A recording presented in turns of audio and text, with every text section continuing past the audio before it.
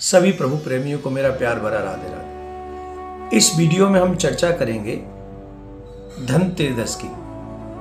धनतेरस आज से ही दीपावली का 5 दिवसीय उत्सव प्रारंभ हो जाता है। इस बार धनतेरस शास्त्र के अनुसार इस दिन भगवान धन्वंतरी कुबेर जी की पूजा का विधान है। ऐसा कहा जाता है कि धन्वंतरी भगवान साक्षात विष्णु भगवान के अवतार हैं। हम सभी जानते हैं जब समुद्र मंथन हुआ था तो भगवान धन्वंतरी ही अमृत का कलश लेकर आए थे। मान्यताओं के अनुसार अगर इस दिन सच्चे मन से विष्णु अवतारी धन्वंतरी भगवान का कोई पूजन करता है, कुबेर की पूजा करता है, तो उसका जीवन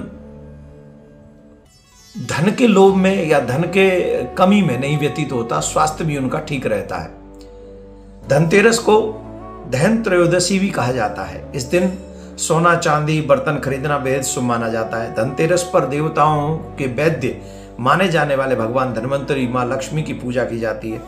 धनतेरस पर लोग इस कामना के साथ नया सामान घर में लाते हैं कि उनके घर में सुख समृद्धि बनी रहेगी।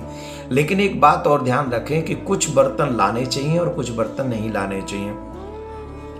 इसलिए हमें इस बात का विशेष ध्यान होना चाहिए कि हम क्या बर्तन खरीदें और क्या नहीं खरीदें। भगवान, अब आइए इसमें आगे चर्चा कर लेते हैं। भगवान धन्वंतरी की धातु पीतल मानी गई है, इसलिए धनतेरस के दिन पीतल के बर्तन खरीदना बहुत शुभ माना जाता है। पीतल के अलावा धनतेरस के दिन सोने चांदी तांबे आदि का सामान बर्तन खरीद सकते हैं। इस दिन धातुओं की चीजें बहुत शुभ मानी जाती हैं। मान्यताओं के अनुसार धनतेरस के दिन ये चीजें घर में लाने से मां लक्ष्मी और धन्वंतरी भगवान दोनों की कृपा सहज में उसे प्राप्त हो जाती है। इसके अलावा इस दिन झाड़ू भी खरीदनी शुभ मानी जाती है। हिंदू धर्म में झाड़ू, हम लोग कहते हैं कि जो बुहारू है, बुहारू को भी हम मां लक्ष्मी का रूप मानते हैं। मां लक्ष्मी उसमें वास करती हैं। कई चीजें हम बताते भी हैं कि बुहारू कभी ऐसी जगह पे नहीं रखना चाहिए जहां सबकी दृष्टि पड़े। तो हमको इसको चाहिए कि हम इसको बुहारू को साइड में छुपा के रखें, किसी की नजर, कहते बुहारू किसी को देनी भी नहीं चाहिए, तो संभाल के बुहारू को रखना चाहिए। ये भी ऐसा मानते हैं सब।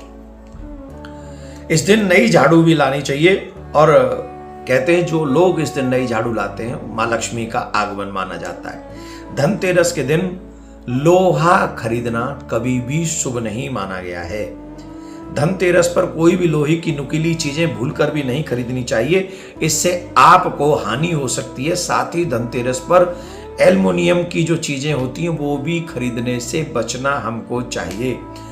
धनतेरस वाले दिन मैं आपको एक मंत्र और बताता हूं। अगर आप इस मंत्र को ज्यादातर जाप करते रहें तो कुबेर की कृपा आपके ऊपर अवश्य बनेगी। तो धनतेरस के दिन पूजा के दौरान आपको जो मंत्र बोलना चाहिए, ओम ह्रीम कुबेराय नमः। इस मंत्र का जाप करते रहें, इससे कुबेर जल्दी प्रसन्न हो जाएंगे। इसमें कोई भी संशय नहीं करना चाहिए। तो कुबेर की पूजा हमको अवश्य करनी चाहिए। आइए अब हम कुछ चीजें और बताते हैं जिससे कुबेर, जो धनतेरस का त्योहार है, आपके लिए मंगलमय होगा, शुभ होगा। मैं आपको मुहूर्त भी बताऊंगा, लेकिन इसमें मुहूर्त थोड़ी देर में। पहले कुछ चीजें आप बता लें। कार्तिक मास के कृष्ण पक्ष की त्रयोदशी के दिन यम नाम से भी विशेष रूप से दीपदान हमको अवश्य करना चाहिए। भगवान यमराज के नाम से भी हमको दीपदान अवश्य करना चाहिए। परंपरा है कि आस्था और विश्वास से जुड़े इस महापर्व पर यम की साधना धार्मिक दृष्टि से अत्यंत महत्वपूर्ण मानी जाती है। धनतेरस वाले दिन महिलाएं यम के लिए घर के दरवाजे पर आटे का चौमुहा दीपक, 4 बत्तियां उस दीपक में, आटे का दीपक अगर हम लोग बनाएं तो ज्यादा शुभ है।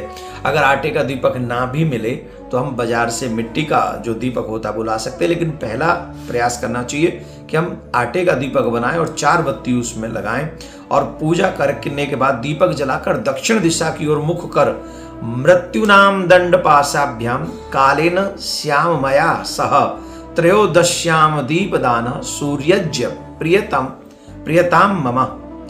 इस मंत्र का जाप करते हुए यम की पूजा हमें अवश्य करनी चाहिए। धनतेरस के दिन मां लक्ष्मी के चरणों को घर में लाना बहुत शुभ माना जाता है। लक्ष्मी चरण इस दिन घर में लाना मां लक्ष्मी का आह्वान माना जाता है। इस दिन घर में मां लक्ष्मी के चरणों को घर में लाना उन्हें अपने घर में निमंत्रण देने के समतुल्य माना गया है। धनतेरस पर लक्ष्मी जी के 2 चरण घर में लाने चाहिए।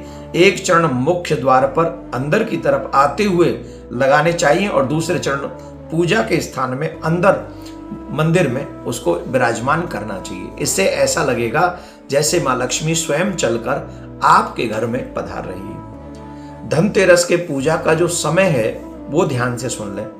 आप लोग सभी पूजा तो सभी करते हैं, लेकिन शुभ मुहूर्त में पूजा करने से बहुत बड़ा फल मिलता है। तो हमें शुभ मुहूर्त में पूजा करना चाहिए। त्रयोदशी की, धनतेरस की, माँ लक्ष्मी की, कुबेर की, यम के नाम का दीपक जलाएं। इससे वैसे भी कार्तिक मास में दीपदान का तो बहुत महत्व है, पर इस धनतेरस पर यमराज के नाम का भी हमको दीपक जलाना चाहिए। इससे हमारे पितृ भी प्रसन्न होते हैं और देवता भी प्रसन्न होते हैं, यमराज भी प्रसन्न होते हैं। तो इस वीडियो को ज्यादा से ज्यादा सनातनियों तक इसलिए पहुंचाएं